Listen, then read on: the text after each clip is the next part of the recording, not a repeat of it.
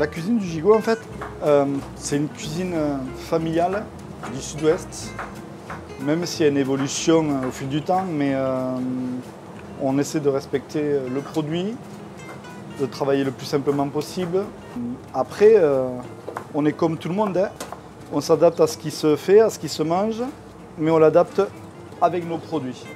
Donc c'est sûr que au Gigot, on peut très bien venir manger un ravioli vapeur, mais au boudin. Avec le boudin qui est fait traditionnellement depuis tout le temps au Gigot. Ça, c'est une certitude. Mais par contre, on sait que le conditionnement du ravioli vapeur, par exemple, va fonctionner. On fait des nems au port nord de Bigorre. Mais par contre, il faut aussi garder le côté traditionnel, parce qu'en fait, on s'aperçoit aussi quand même qu'il y a de moins en moins de restos qui font des choses simples, basiques et tradies, quoi. Je veux dire, un gigot d'agneau, je ne sais pas si je connais un restaurant où c'est que je peux aller manger un gigot d'agneau haricot.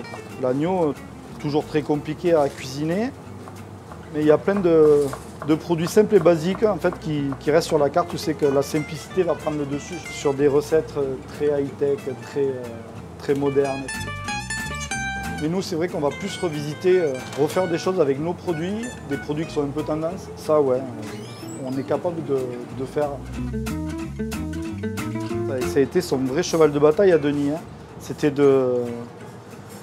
vraiment d'avoir un sourcing, de pouvoir le prouver, de pouvoir le suivre, de pouvoir le vérifier au quotidien, d'être toujours aux aguets d'un nouveau producteur qui peut être intéressant dans sa méthode de travail.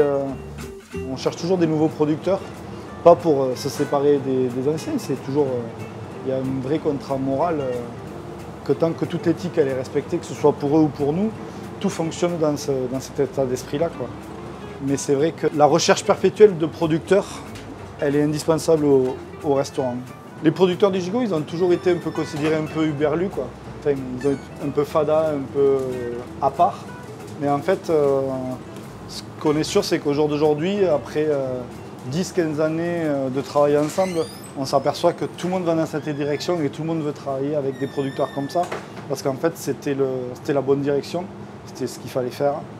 Et au jour d'aujourd'hui, que ce soit des industriels ou des petits restaurants, tout le monde cherche à aller vers ce genre de production-là, quoi.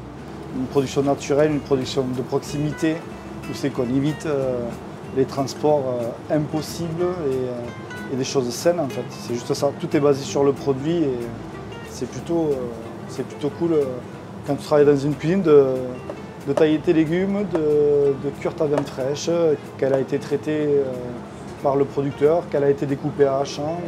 On a la maîtrise, la même mise sur 90% de notre sourcing, on a la même mise dessus.